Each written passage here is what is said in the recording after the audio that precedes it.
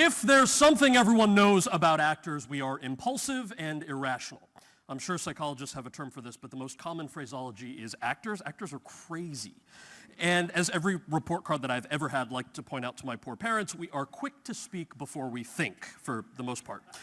I knew I wanted to be an actor because I loved the power of storytelling from a very young age. In 7th and 8th grades, I used to create characters in my bedroom and loved entering worlds that I never could in real life. But Shakespeare? I mean, come on, despite my grandfather's love of Shakespeare and an annoying English teacher or two, whenever I'd glance at the prose, I would think Shakespeare. I mean, come on, it's not even English. Shakespeare is just overblown and old, and I remember thinking to myself, no one actually talks like that.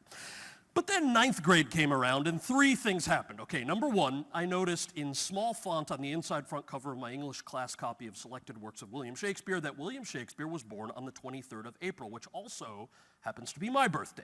I noticed that we share a birthday, and a message was sent to the crazy part of my overdramatic aspiring actor mind that this was a sign. Oh, this was a sign that not only was I going to be an actor, but I was going to be a working actor. And do you know why? Because I shared a birthday with this Shakespeare fellow.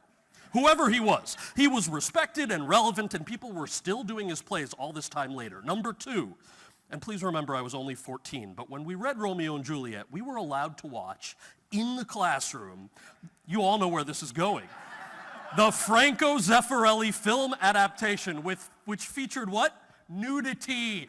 How is this possible? I remember thinking to myself, who is this Shakespeare who has allowed the teacher to show us nudity that is totally against the rules? No matter that Zeffirelli was an incredibly talented director, the fact that this Shakespeare guy got away with letting 9th graders see someone's bathing suit area in English class and was born on my birthday meant that unconditionally I was going to be an actor and I was going to read Shakespeare. Number 3. And around this time, frankly unrelated to parts 1 and 2 of the story, I actually did read and started to understand and then fell in love with Shakespeare.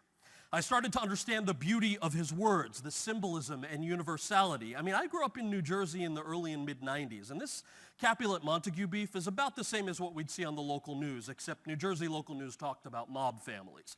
So, you replace Verona with Hoboken, and you've got yourself the opener to a mafia movie. 2 households, both alike in dignity in fair Hoboken, where we lay our scene. I mean, even the prologue is rich. So Shakespeare, in many ways, taught me my first lessons in making exceptions to rules. And I started to read more plays and some sonnets and understand more. And by the time that I enrolled in UCLA as a theater major, I was totally in love with Shakespeare. In college, I got a call from MTV News. We are holding an advanced screening of the Baz Luhrmann version of Romeo and Juliet and looking for a few drama students to watch the film and then be interviewed with Leonardo DiCaprio and Claire Danes for a TV special. Are you up for that? Yes, of course. And I loved the movie. We watched it, and it was so contemporary and heated and sexy and violent and funny, and it excited me even more at the endless possibility of storytelling, because you didn't have to be American or English or white or rich to understand or interpret any of this. The MTV interview began. They had their cameras rolling, and I opened up about my feelings. I told them how in 8th grade I used to feel like the words of Shakespeare weren't decipherable. I recalled to them how I once thought to myself, I mean, it's not even English. But in 10th grade, I had come to understand and respect and revere Shakespeare, and yes, I loved this movie, and I love Shakespeare. The MTV special aired. I gathered around with friends in my dorm, and my segment gets closer, and I see my face, and the interviewer comes on. We are asking aspiring actors what they think of Shakespeare. Kal Penn, how do you feel about Shakespeare?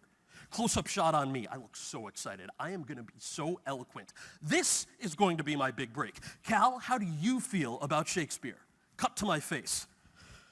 I mean, it's not even English. And then the camera cuts to someone else. Shakespeare taught me my first lesson in editing. Several more years go by. I am still a struggling actor, dissatisfied with typecasting and Hollywood's systemic refusal to cast colorblind, gender-blind roles, and I hear a woman speak on a panel sponsored by the Screen Actors Guild. She was then the only woman of color on a major network TV show, and she said, I decided long ago that since Hollywood has reasons for not casting me, I was going to make it that much harder for them to deny that my race and gender had something to do with it. I was going to be classically trained.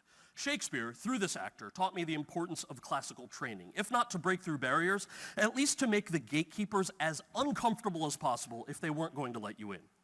And now here we are. I have been a working actor, knock on wood. I have the honor of working in public service, and I'm speaking at the 400th birthday of William Shakespeare on my 30th birthday.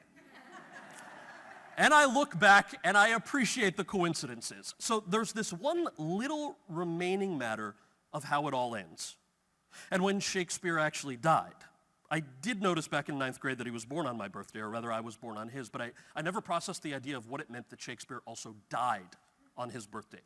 We actors are impulsive and irrational. We fear and revere things that aren't there. And if the fact that sharing a birth date with Shakespeare meant I was going to be an actor, surely I can't be selective in ignoring the fact that it must also mean that I'm going to die on the 23rd of April.